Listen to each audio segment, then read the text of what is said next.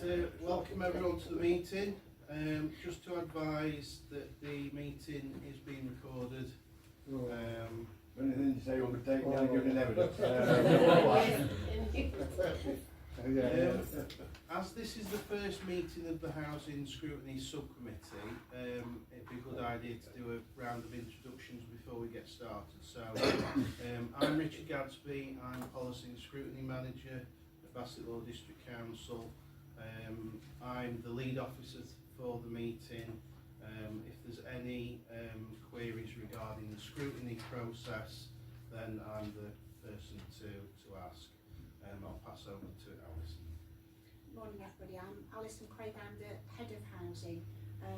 My role at the Housing Subcommittee is to provide advice on strategic housing advice and advice in respect of housing specifically. I'm Cora Hopkinson, I'm a Democratic Electoral Services Manager, but I'm the choir of this meeting, so I'll be taking minutes today. I'm David Preston, I'm a councillor for Worksop North West Ward, Sea Blues, Shyrox and Rhodesia. My name is Darryl Alvey, obviously, and I'm a tenant and I live in Retford. I'm Mark Pike, I'm also a tenant. I'm on the FRA committee and I live in Worksop. I'm Sarah Goodwin and I'm a tenant. I'm on this group and another group to try and look at policy and procedure. Thank you very much. I'm Raj Sharma, tenant and resident engagement officer. I'm Mal Carroll, I'm district councillor for Retford West and deputy mayor of Retford. John Shepherd, I represent Worksop South East. I'm the chair of the Overview Scrutiny Committee, which is the parent committee. I'm Nina Thiesman, tenant from Dunham-on-Trent, and I was the chair of our tenant scrutiny, which is done. I'm Stephen Lau, Housing Performance and Insights Officer. Thank you everyone, so I'll hand over to Cara for agenda item 1. Yeah, the first item on the agenda is appointment of chair, so is there any nominations for chair? I'm nominating Councillor Carroll. Is there a seconder? Second that. We're all in favour? Yep. Councillor Carroll, do you want to take up the agenda now, or do you want me to wait? No other. Agenda item number 2 is appointment of vice chair. Do we have any nominations? I believe this has to be a co-opted member. I'll propose Nina. Praise me for those roles. But you're good at it. Do we have a seconder, please? Yes, I'll say that. Okay. All those in favour? All those against? Carried.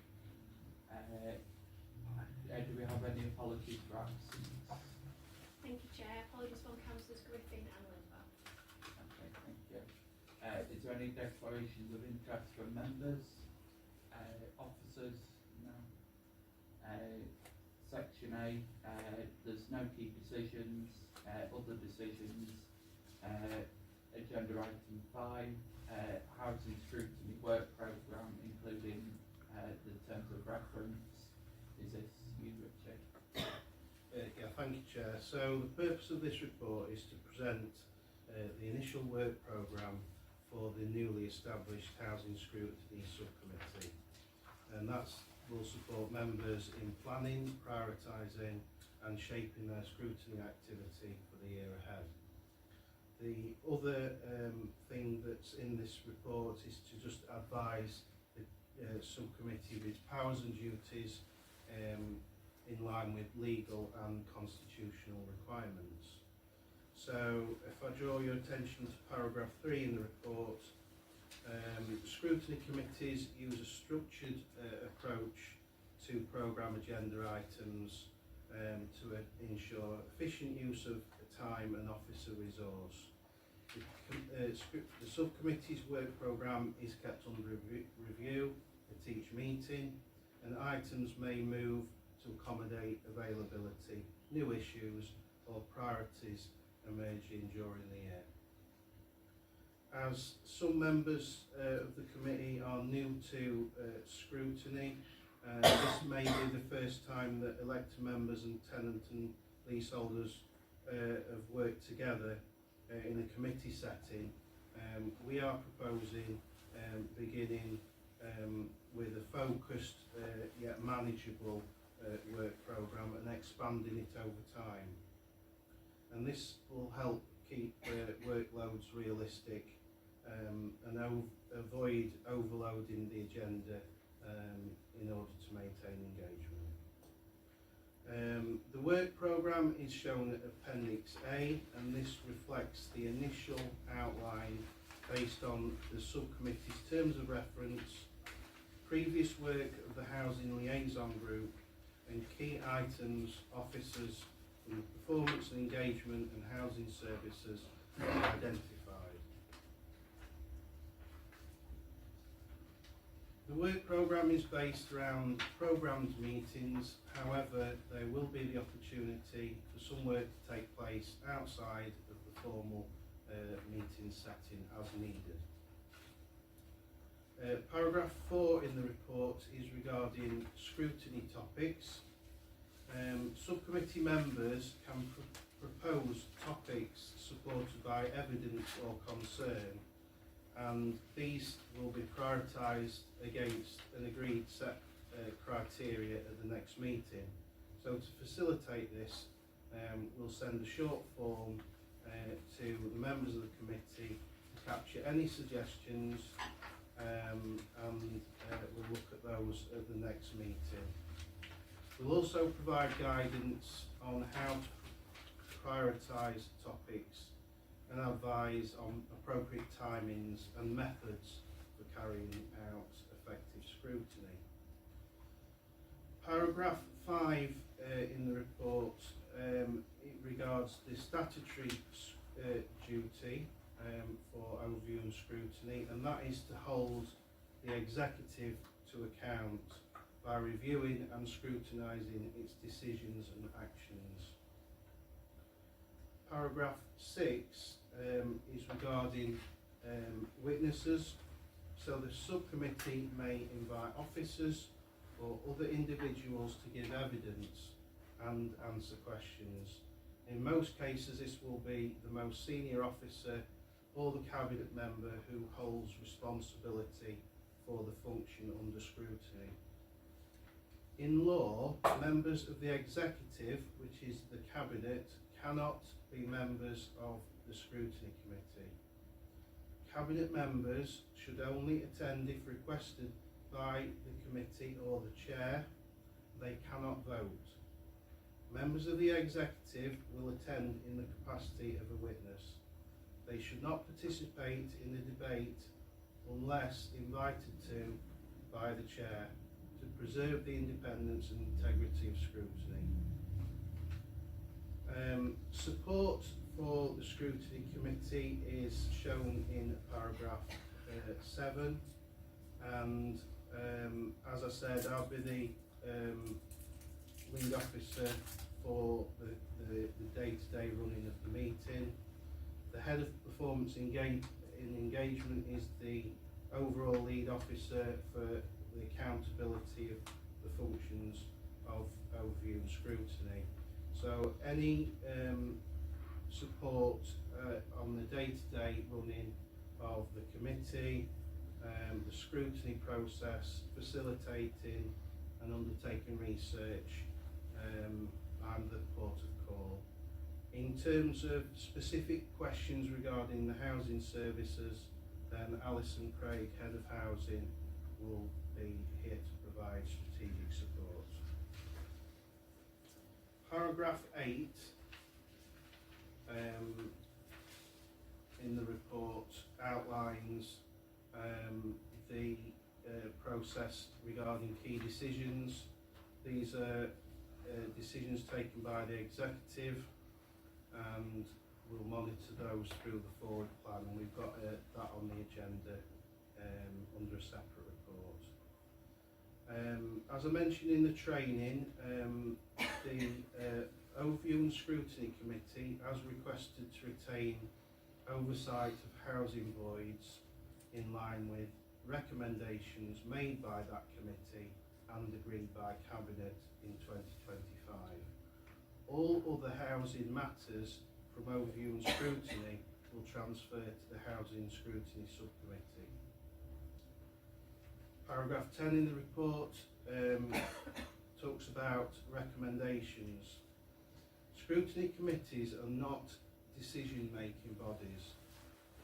Scrutiny committees hold executive decision makers to account, have the power to influence and make formal recommendations.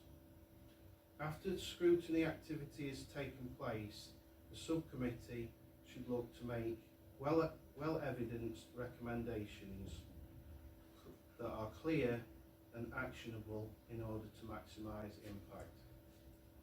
Paragraph 10.3 in the report shows the powers that this scrutiny committee has in terms of making recommendations.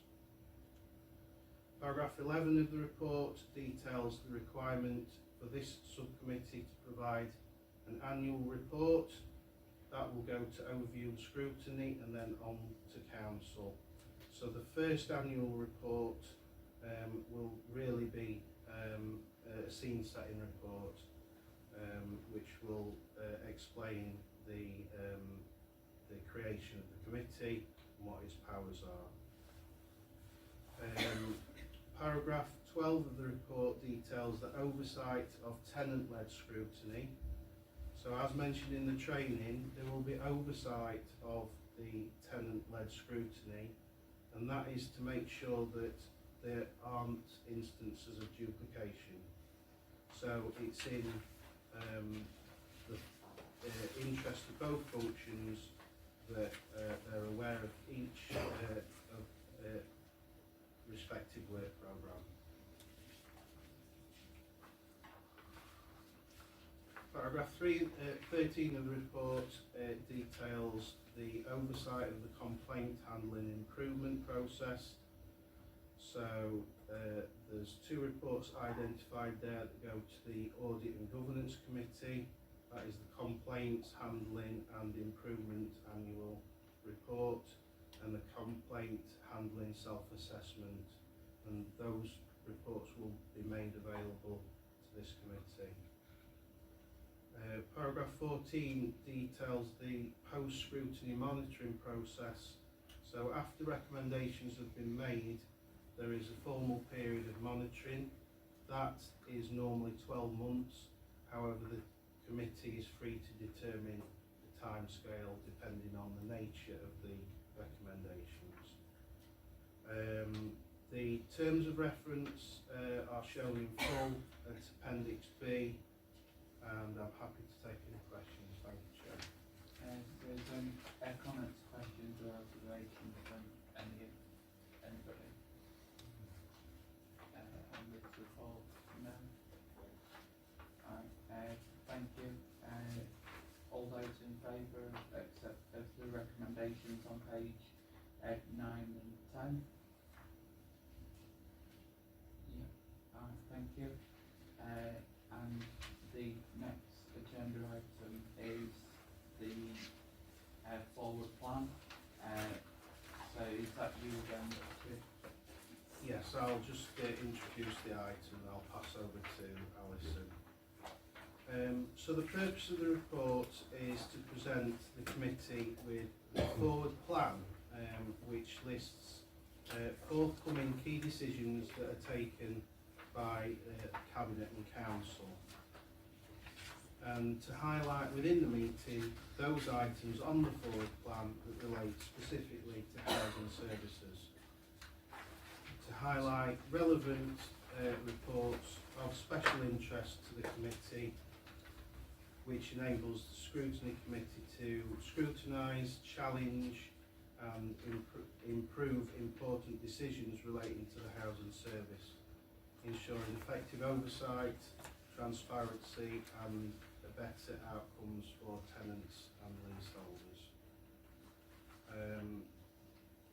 I've put in the definition of a key decision in paragraph 3.2 of the report.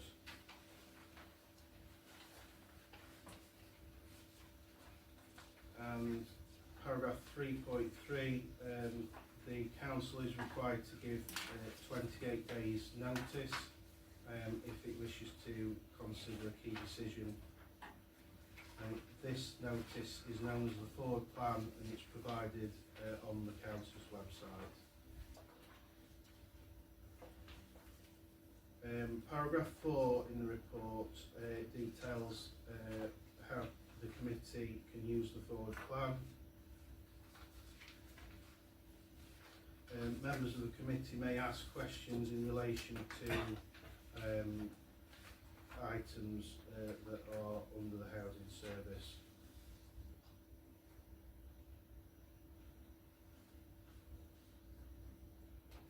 The forward plan is provided as a hyperlink in the report, and we've tabled an up-to-date forward plan for you this morning. I'll hand over to Alison at this point.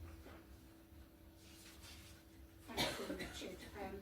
So just to draw members' attention to the forthcoming items on the forward plan that relate to housing.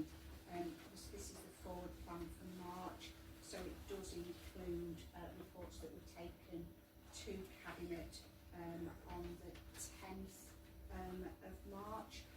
That was the review of the council housing repairs policy, which was to seek approval from Cabinet to make changes to the housing repairs policy and to carry out a statutory consultation with tenants and stakeholders. Cabinet approved that report and it is subject to ratification at Overview and Scrutiny Committee on Tuesday next week. Also at that Cabinet there was a confidential item which related to the disposal of 2 properties at Anston Avenue in Worksop. So that was to seek approval to dispose of those where it was considered not cost effective to repair and maintain them, and obviously that's subject in the same way to Overview and Scrutiny Committee on Tuesday next week. Moving forward on the forward plan, there are 2 items in relation to housing at Cabinet on the 29th of April. The first is the Housing Services Annual Compliance Review. So this report provides members with a position statement in respect of the council's delivery of its landlord compliance for the we call the Big 6 landlord compliance areas, so gas, electrical, fire, safety, asbestos, water safety and lift safety, including the damp and mould as part of our labs law in that report. The second item on the 29th of April Cabinet is to review the district's tenancy strategy and council's tenancy policy. So this item is to seek approval for a refreshed district tenancy strategy, which is a document produced by local housing authorities under the Localism Act 2011, which outlines guidelines for registered social housing providers, so the council as a landlord and other housing providers in the district on granting tenancies, the types and lengths of tenancies that should be offered in the district to meet housing need, and then specifically the council's tenancy policy, so the tenancies that the council as a landlord would offer, and that the policy would be then subject to full council on the 18th of June. You'll note from the forward plan, moving forward to June Cabinet, the tenant satisfaction measures for 2025-26 will be presented to Cabinet.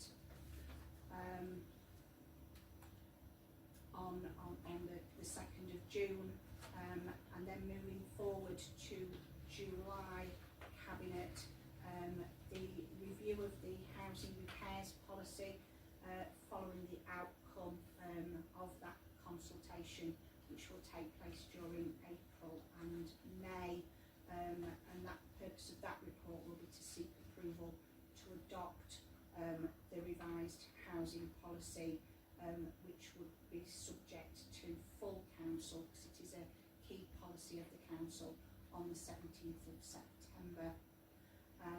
And then the final item on the forward plan relating to housing is again at Cabinet on the 14th of July, and that is to present and seek approval for the annual report to tenants for 2025-26, and that will be published on the website and distributed to tenants and leaseholders. And happy to take any questions about any of those reports. To thank you for your reports, Richard and Alison, and I'll start questions with, would we be able to have a provisional look at the outcome of the consultation at the June meeting? Scrutiny. That should be possible, yes. Yes, we can bring an update to that meeting, yes. Thank you. Does anybody else have any comments, questions or observations? The recommendations are on page 18. Does all those in favour? Any against? No, it's carried. And agenda item 5C is housing performance report 43. I believe, is that you, Stephen? Yeah, thank you. Report is presented on the screen, and from the slides, I'd like to present the Q3 performance, which divided into two categories of measures. The first one is management information measures, which is measuring our actual performance in various areas, and then the second part is the tenants' perception measures, which was the outcome from the survey to with our tenants. Yeah, two times. This is the management information measures. For the building safety, we have 5 safety measures, which are gas, fire, asbestos, water, and lead safety checks. All these 5 checks relating to building safety, and you can see for the Q3 result, which is highlighted in blue font, for the gas safety is 99.9%, it's closing to our target 100%, and then the remaining 4 safety checks is we meet target of 100%. That's the building safety. And then for the decent home standard and repairs, the first one is our decent home standard, and the description is proportion of homes that do not meet the decent home standards, which is the regulator's definition. So that means if the number is 0%, we are perfect performance. And you can see in Q3, our performance is 2.45%, but this measures is decreasing throughout the years. You can see from Q1 and then Q2, from Q1 is 10%, and then down to 2%, and we are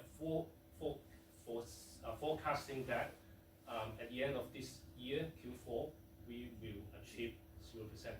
That means we will be perfect in performance of these decent home standards. And for the repairs,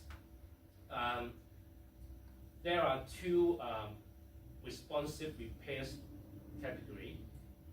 The first one is non-emergency, and then is second one is emergency. For the non-emergency repairs, the proportion for that repairs to be completed within our target time scale. In Q3, we achieved 97, close to 98%, which our target is 99%. And then for the emergency repairs, we overachieved a bit of the target 99%, which was 99.23%. And you can see from Q1 to Q3, each quarter we could achieve the target, except the non-emergency repairs in Q3. We had a little bit drop of our performance, but after looking into the January and February performance, we are more likely to achieve the target. And then for the anti-social behavior, ASB, these measures are only for information only, no performance at all, because it's just the number of cases recorded. And for the ASB cases, in Q3, we record 32 cases, which converted into the definition which required by the regulators is per 1,000 home is 4.91. And for Q3, and for the ASB involved haze incidents, there was one case in Q3, and then translating into 0.15 cases per 1,000 homes.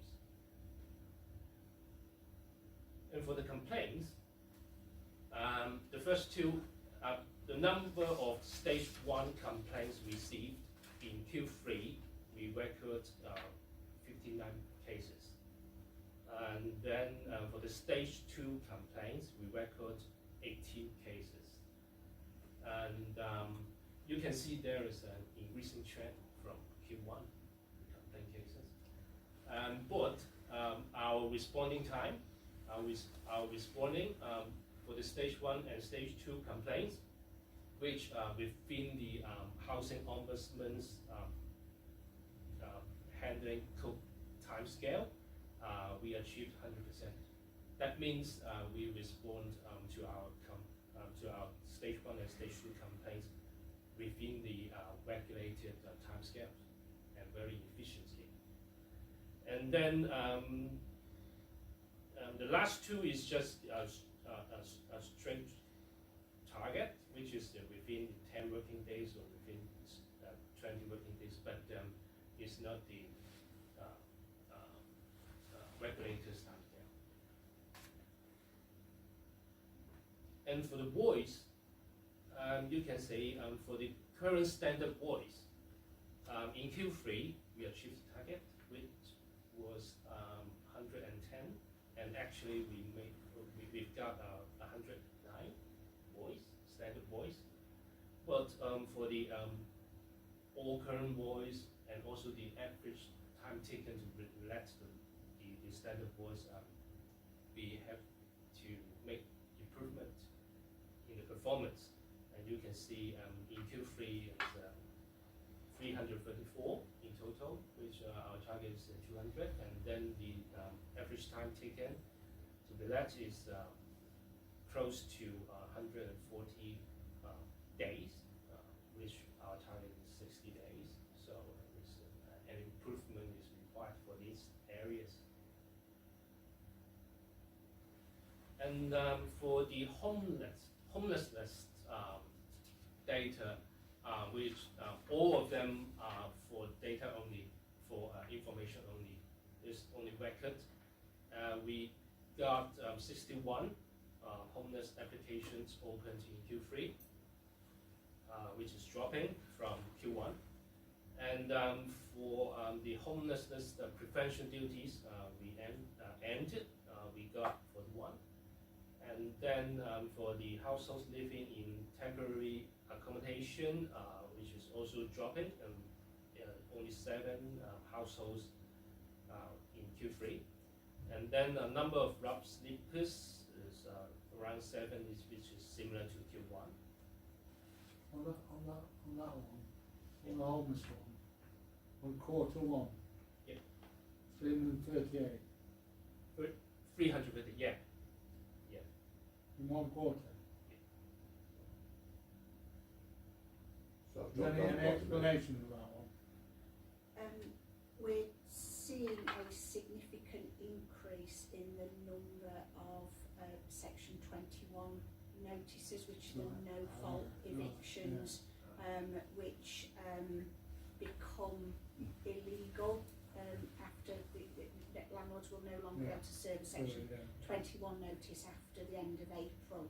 So we have seen a significant increase in homeless cases relating to serving of Section 21 notices, yes. Thank you. Okay, for other performance indicators, was shown here. For the current rent arrears, in Q3 we've got close to £520,000, which our target is £505,000. The target is just a little bit higher than our target.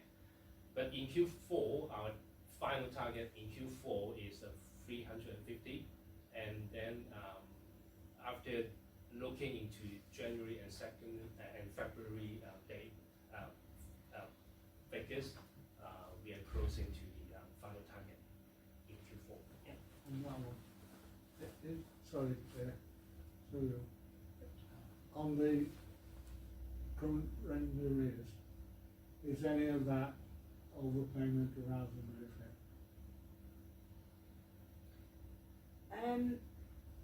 benefit?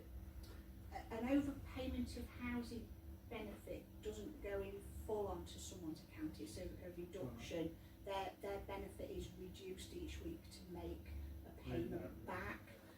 So there may be some arrears due to overpayment of housing benefit. I would need to speak to the team, but I can look into that and get that information if you'd like that. Yeah. Because that's not the tenant's fault sometimes. No, we do see, if we looked back at previous year's trends of arrears, that they do go up before they come back down towards year end, and it will depend on the reporting day in the quarter and the month, whether we've received the direct payments from housing benefit into people's accounts. Depending on when that's hit people's accounts, it will influence the arrears figures, because they're only if somebody's in receipt of universal credit, it's only paid on a 4-weekly cycle. So we only see it hitting accounts, and depending on the quarter and how that payment coming in falls, it can adversely affect the figure. Yes. That's why we have a quarterly target based on the previous year's seasonal effect. We set quarterly target, but in Q4 we set the final target in Q4. Okay, thank you. And for the second one is a combination of the 5 building safety checks, performance indicators, and the target is 100%. And in Q3 is closing to 98%, and the gap is mainly for the bottom one is the EICR domestic for the domestic properties. This refers this induce the gap to the target.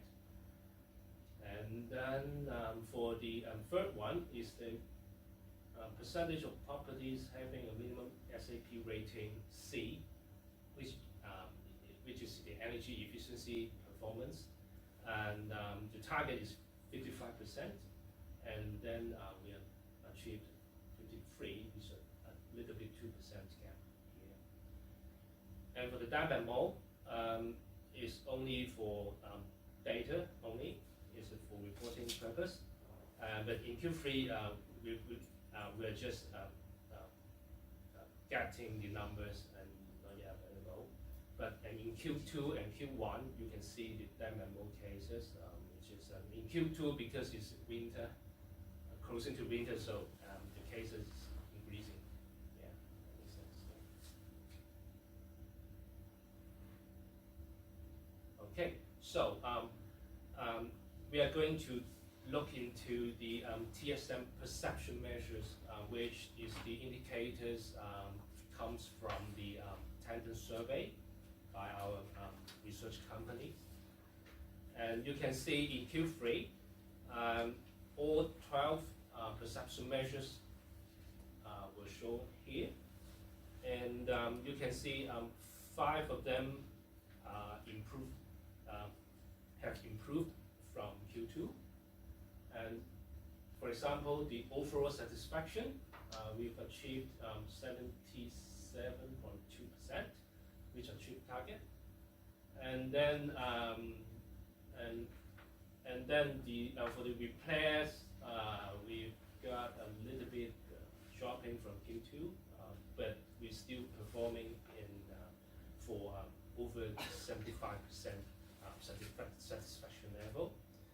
And then for the safe home, with the 5th indicators, you can see 83.8%, which is similar to Q2. And then for the listening to tenants' view and act up on them, we've achieved 65%, which is increased from Q2. And then treating tenants fairly and also approach to handling complaints, we've got improvement from Q2, which 82% and 55% closer, yeah, respectively. But for the last indicators, we've only got 59%, which is the area of improvement. We are going to focus is the approach to handling antisocial behavior. But this is only the perception from the tenants, which is not actually referring to the ASB handling from the council. It's just a perception. Yeah. So. Future on that last one, there's red. What is the target on it? Target is 65. 65.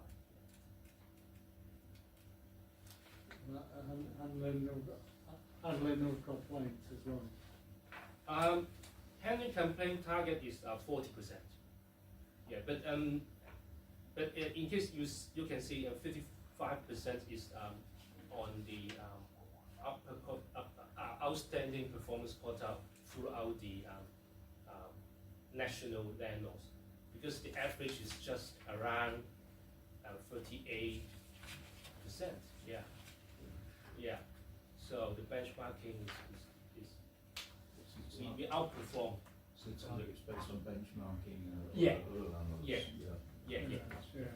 Yes. In addition to these perception surveys, we do some transactional surveys as well, where tenants have actually received the service. So some of these answers will have been made by tenants who may not have reported repair or may not have made a complaint. Yeah. But we do some transactional surveys as well, and those where they have reported a repair or received a repair, the satisfaction levels are higher than the perception. You get, Stephen and his colleagues contact every respondent to the tenant satisfaction measures where they've expressed dissatisfaction, to understand why they responded in that way, so we can learn from those findings. And we speak to many people who actually haven't reported a repair or received a repair, but their perception is that the service, they're dissatisfied with it, maybe anecdotally because their neighbour or somebody else has not been satisfied. So we do that to identify any learning to make service improvements. And the interesting point is that we could only take satisfied and It's very satisfying. yeah, and very satisfied as the positive result. If the tenants answer a neutral answer, not satisfied or not dissatisfied, it will be taken to be a negative answers in this survey. Yes, Yeah. yes. But it is the requirement from the regulators. Yeah.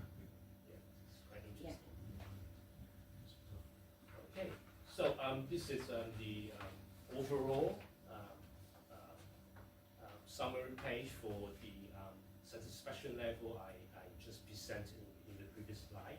And you can see we can have some benchmark average for the 23 landlords, which also using the same research company, so they could give us some benchmarking for that. And you can see for the complaints, this one, for the complaints handling, actually we are the first place, yeah, the second across that 23 landlords for the complaint handling. Okay, let's go into the details. For the overall satisfaction, as I mentioned in Q3, over 3/4 of tenants are satisfied, and you can see the green bar is 77%, and for the yellow part is the neutral tenants, which we can't classify it as satisfaction. So, and here we can see tenants aged 75 or above are significantly more likely to be satisfied overall for our overall service. How many do we do? Pardon? How many tenants? 95%. How many actually tenants did we contact?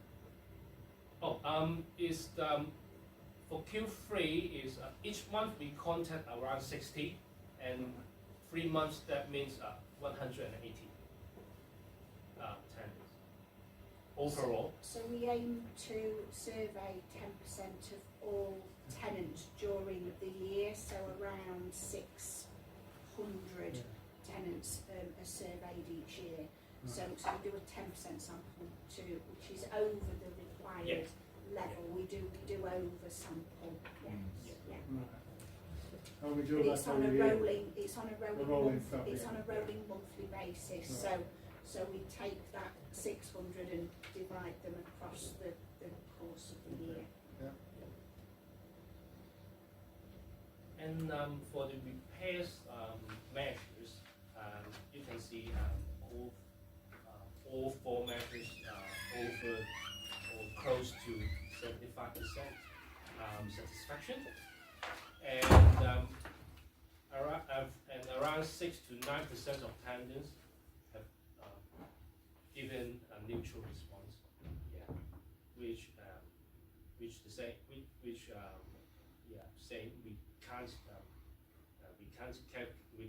refer it as the satisfaction answer. So you can see, there's a 76% satisfaction in repairs service, and also for the timeliness is 74%. And for the maintaining building safety, which is home safety, in Q4, over 4 in 5 tenants are satisfied, which converts to around 84%. And then you can see satisfaction remains high amongst the elderly tenants, especially for those aged 75. Yeah. you can see for the age 41 to 59, there's 75% of tenants feel satisfied with the building safety.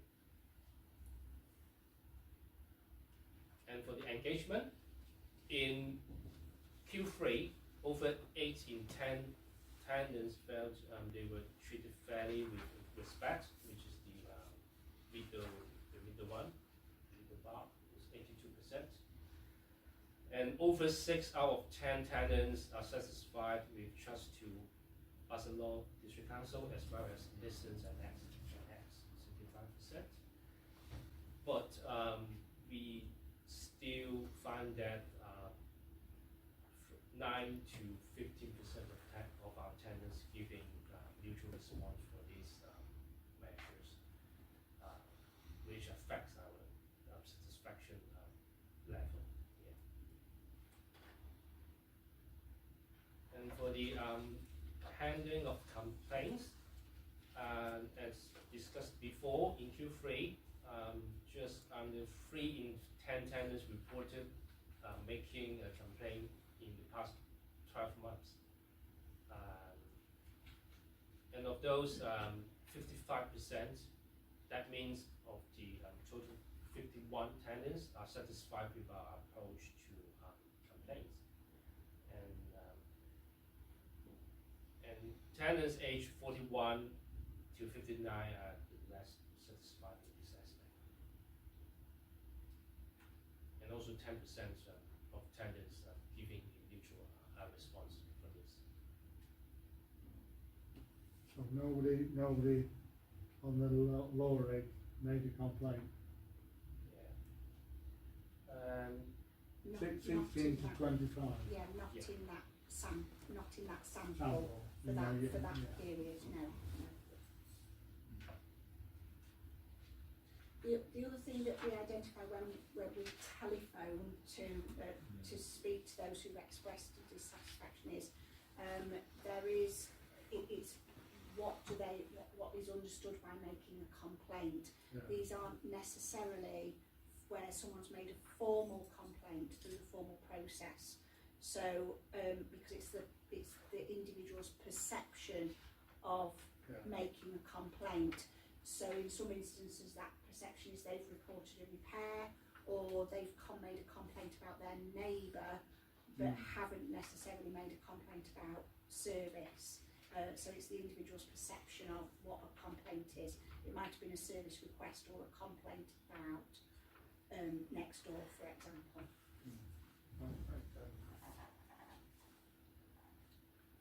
Okay, for the neighbourhood management, for the in Q3, around 2 in 3 tenants are satisfied with the cleanliness and upkeep of communal areas, and 65% of tenants felt that Bassetlaw District Council has made a positive impact in the neighbourhood. But you can see still we are still having 20% of tenants provided neutral response in these measures. And for the handling antisocial behavior, 22% of tenants providing neutral answers. Yeah. That translates only 58% satisfied with our ASB handling approach, as said before. So that's all presentation of the performance indicators. Any questions? Just on that one, obviously, those age 75 plus must be people who live in bungalows, I think. Can't remember. Not necessarily. Not necessarily. everyone, No. Yeah, but yeah. Ground floor flats as well. Yeah, but we equally we do have some older people that still live in in family that homes as well. yeah. Is that include communal, where you've got a group of people living in a complex? Yeah, so the sample is randomly selected, but we do try to you want to Yeah, explain? and in fact, our survey, our survey conductor has just call the tenants and then ask them whether they know they are having communal areas in their properties. And then if the tenant say yes, and the survey will goes on, yeah, to answer these measures. If say no, just skip it and then go on to the next questions. Right. Yeah, that means it's a perception from the tenants. Yeah.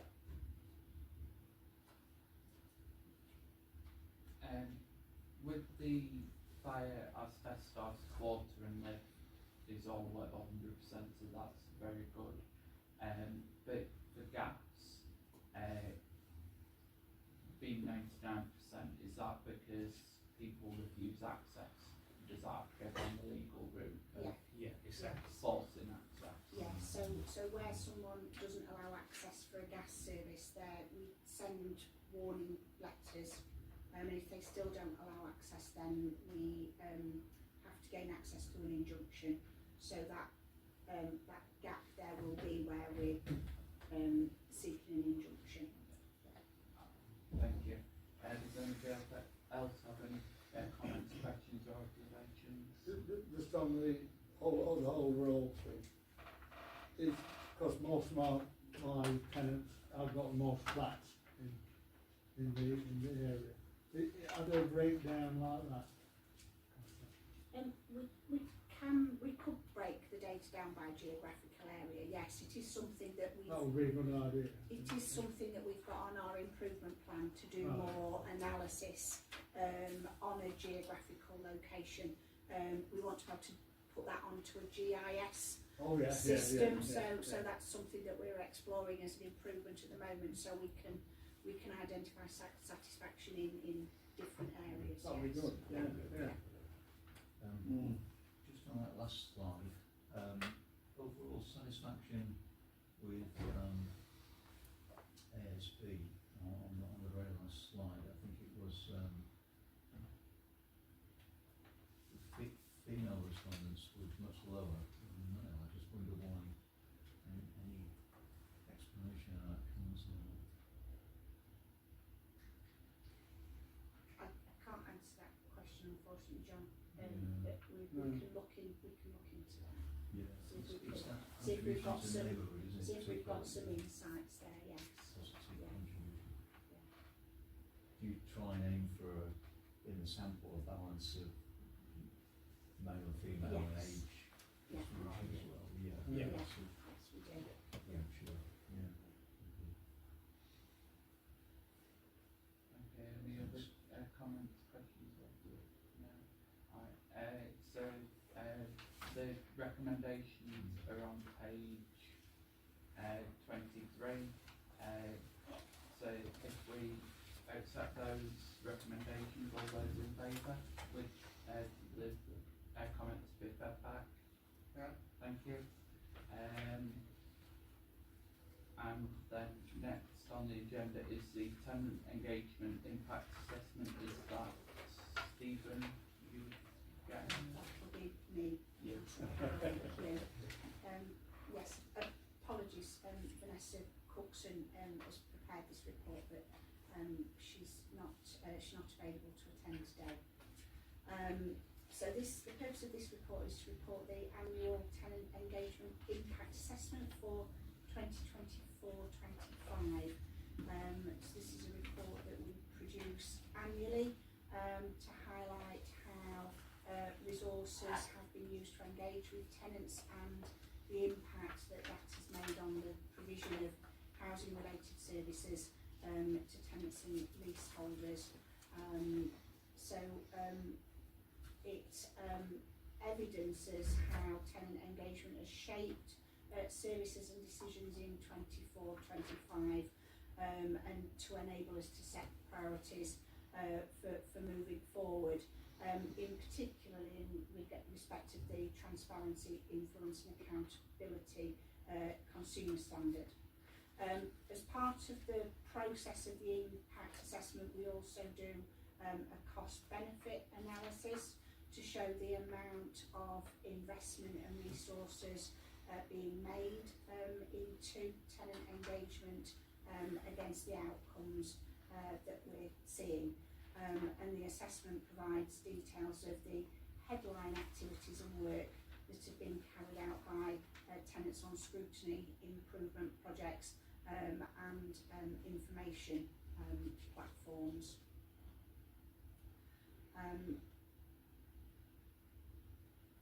So if I just go to the report, which is at Appendix 1, we take some key headlines out of there. So we have a dedicated tenant and resident engagement team. The resources in that team are increased in September 2023. The increase in those resources has helped increase the number of opportunities for tenants to engage and influence service improvements with plans for more opportunities this morning, and that's Raj, one of our tenant engagement officers, is with us this morning who will assist if you have any questions. So at section 3 of the appendix, you can see some of the key activities there that were carried out during 2024. So at the time we were obviously operating the Housing Liaison Group, which is now been formally recognised as this subcommittee. Tenant forums taking place quarterly, the tenant conference, and a variety of other engagement activities, whether that's through the tenant forums, tenant and residents associations, workshops. We operate a complaint improvement group. All tenants have access to TPAS. We provide membership to TPAS for tenants. Tenant representatives, coffee mornings, drop-ins, a variety of consultations, healthy neighbourhood inspections, and then obviously information provided in writing to tenants through our In Touch tenant magazine, our monthly e-newsletter, and information on social media and online. Section 4 sets out the costs of tenant engagement activities during 2024-25, with the total staffing complement amounting to just under £55,000, and some of the activities there that the engagement team are involved with, which obviously then involve other costs, so around equipment, refreshments, grants and subsidies, incentives, rewards for people who've been involved in engagement activities, training, courses that we've provided to tenants, transportation and communication. So combined with the staffing costs, the total cost amounted to £141,000 in 2024-25, and there's a further breakdown of in more detail of those costs at Appendix 1 of the report. So moving on to section 5, some of the benefits that were realised through tenant engagement opportunities, and feedback from tenants' views and recommendations. And this report is also presented to the Council's corporate leadership team. Any recommendations collated from tenants' views and feedback, any recommendations that tenants make, they're reported through either to the senior leadership team or cabinet, where a decision needs to be taken to implement or make a change based on that feedback. you can see the variety of mechanisms there where tenants have been involved. Down to at the table 2, you can see the number of tenant participations that took place in 2024-25, so just under 16,000 individual tenant participations through the variety of mechanisms there. For example, 555 participants in coffee mornings and drop-in sessions. The In Touch magazine circulates to all tenants, and we had over 7,000 people sign up to receive our monthly digital newsletter, which is obviously in excess of tenants. So our housing newsletter is reaching more households than just council tenancies. We've also set out the interactions through the website and social media. In the report,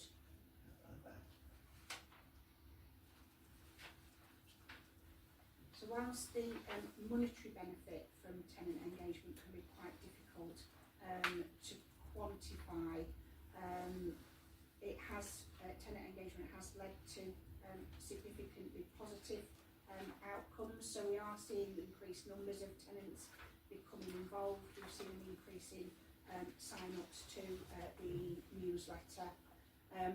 The council is having an increased presence in the community, so we've increased our local events and community groups and seeking more opportunities for tenants to develop their housing knowledge base through the free courses that are provided through the TPAS membership. Tenants through that process are also having access to both national and local consultations, mystery shopping in conjunction with a neighbouring local authority where their tenants mystery shopped our services and our tenants mystery shopped their services, so some joint working with other local authorities.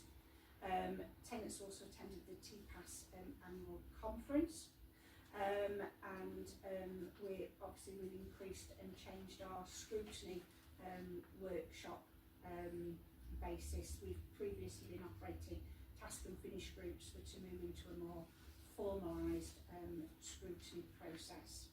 So the outcomes have allowed us to be more transparent with tenants, improving the way that we communicate, so that tenants with different needs and limited access to information can be informed.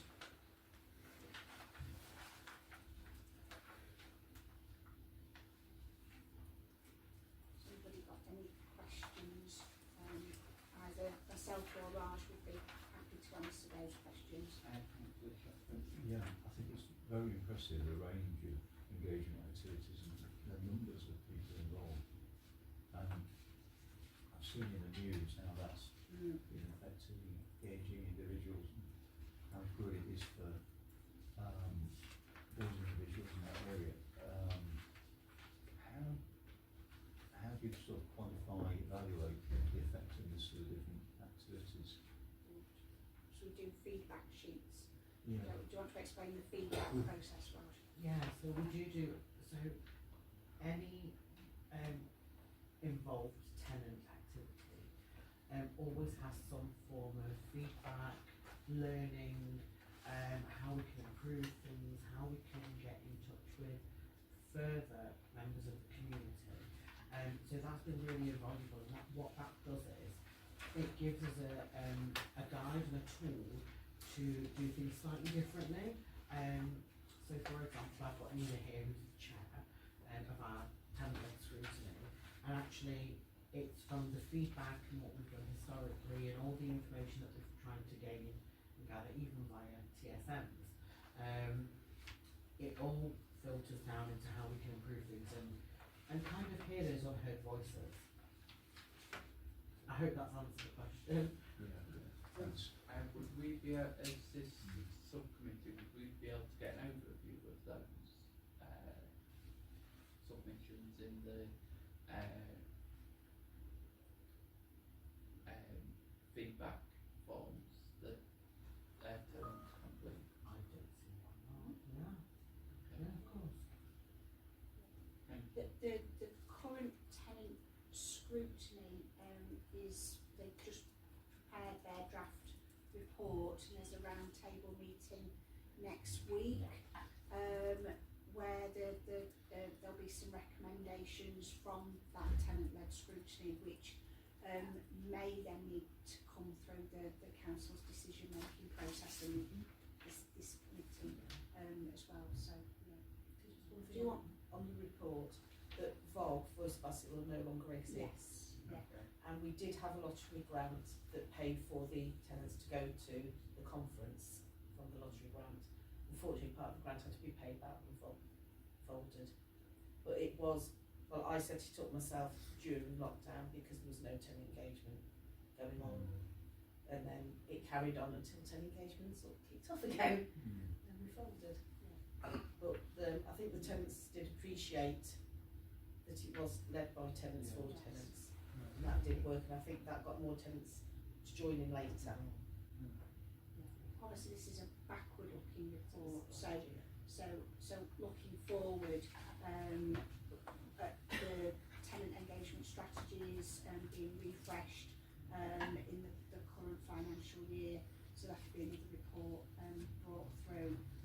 So that could be a co-created strategy with tenants and officers in respect of that strategy, and then lots and lots of new activities where we're learning from feedback from tenants. So one area of feedback from tenants has been around sort of less formal opportunities for engagement. So this is where we've reinvigorated the cuppa and a chat. So it's more along the lines of come and have a cup of tea and I went to one of them at Charlton, and unfortunately there was two people like myself who were on tenant engagement doing it, and there were no other apart from some tenant engagement topics. That were it. Three of us. Like, we'll have a cup of tea, yeah. And I think the challenge moving forward will be getting new tenants involved. Yeah, it needs some form of right. It needs some form of getting in touch with tenants that's new. Because I know opposite me, there's a couple who's moved in. They're still moving in, and they're lovely. And, you know, they probably don't know anything about this, but it needs something just to keep letting them know and trying to get them involved. We are doing big, vast things of recruitment, so new faces, new ways to get involved, different methods to get involved, so it doesn't always have to be physical or face to face, it doesn't always have to be in a group setting.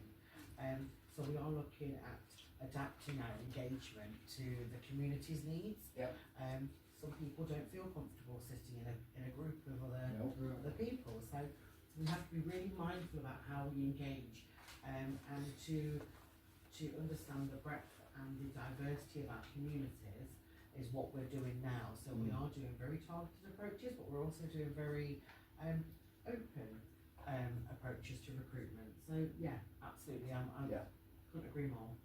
That's good. Is there any other comments, questions or observations? I have to say compliment to the tenant engagement team. Yeah. So They- thanks Kabira for They really team have. leads. Having been in it a long time, it's refreshing. It is, and somebody like Raj, who's such, he's like a breath of fresh air. He is, definitely. There you go. Oh, stop you That's some why you're modern, on that. Raj. Yeah. You can You pay know us you- later, Raj. Right, I'm gonna say, I'll give you that £20 back if you want. That is on camera. Now that come from somebody who used to work with you a long time ago, and when I told him that Raj was joining it, he went, brilliant. He says, you'll love him, and you were very wrong. Thank you. Feedback from tenants online Thank is you. very, very positive. Good. Thank you. So is there any other